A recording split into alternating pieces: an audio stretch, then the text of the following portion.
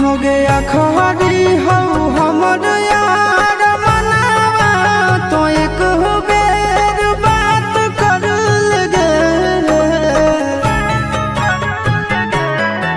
हो गया खहरी हो हमर यार मनावा तो एक बेर बात कर लगे।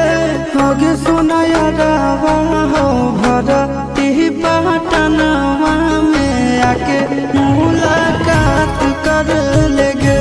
आगे सुना यारवा हो भरती पटनवा में आके